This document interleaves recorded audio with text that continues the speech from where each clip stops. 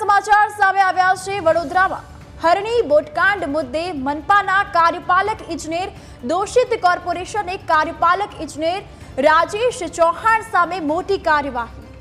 તો આ સાથે જ કાર્યપાલક ઇજનેર સામે ચાલી રહી હતી ખાતાકીય તપાસ અને તપાસના અંતે કાર્યપાલક ઇજનેર દોષિત ઠર્યા છે। હરણી પ્રોજેક્ટમાં કાર્યપાલક ઇજનેર રાજેશ ચૌહાણે બેદરકારી દાખવી હતી અને મ્યુનિસિપલ કમિશનરે ઇજનેરને દોષિત ઠેરવ્યા છે। આગામી સામાન્ય સભામાં આગળની કાર્યવાહી અંગે નિર્ણય લેવામાં આવશે। આ સાથે જ વધુ વિગત માટે સંવાદદાતા દર્શન જોડાયા છે। જી દર્શન, આ અંગે વધુ અપડેટ।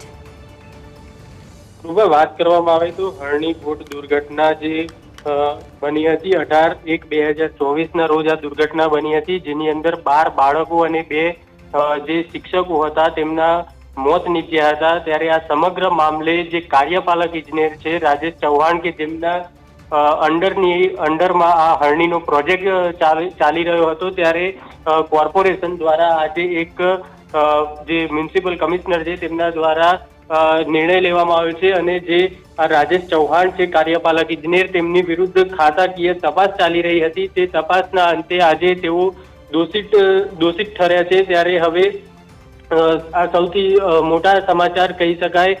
હરણી બોટકાંડમાં જે પ્રકારે બાળકો અને શિક્ષકોના મોત નીપજ્યા હતા, ત્યારે આ જે કાર્યપાલક ઇજનેર છે તેમને તેમની કામગીરી જો નિષ્ઠાપૂર્વક નિભાવી હોત તો કદાચ આ દુર્ઘટના ન બની હોત તેવું પણ કહી શકાય। અને છેલ્લા ઘણા સમયથી આ જે કાર્યપાલક ઇજનેર છે તેમના વિરુદ્ધ આ સમગ્ર મામલે ખાતાકીય એક તપાસ ચાલી રહી હતી, જેની અંદર તમામ વસ્તુઓ જે આ પ્રોજેક્ટ અંતર્ગત લેવામાં આવી હતી તે બાબતની પણ તપાસ કરવામાં આવી હતી। અને જે પ્રકારે કાર્યપાલક ઇજનેર છે તેમને પોતાની કામગીરી જે નિષ્ઠાપૂર્વક નિભાવવાની હતી તે નિષ્ઠાપૂર્વક ન નિભાવી હોવાનું પણ આ તપાસની અંદર બહાર આવ્યું છે। અને જે પણ ત્યાં સુવિધાઓ બોટની સુવિધા હોય કે પછી અન્ય જે પણ સુવિધાઓ હોય તે તમામની રેગ્યુલર ચકાસણી પર કરવાની જવાબદારી પણ આ કાર્યપાલક ઇજનેરની હતી, તે પણ તેમને બરાબર નિભાવી ન હતી તેવું પણ ખાતાકીય તપાસના અંતે બહાર આવ્યું છે। ત્યારે આગામી જે કોર્પોરેશનની સામાન્ય સભા મળશે તેની અંદર આ પ્રસ્તાવ લાવવામાં આવશે અને આ જે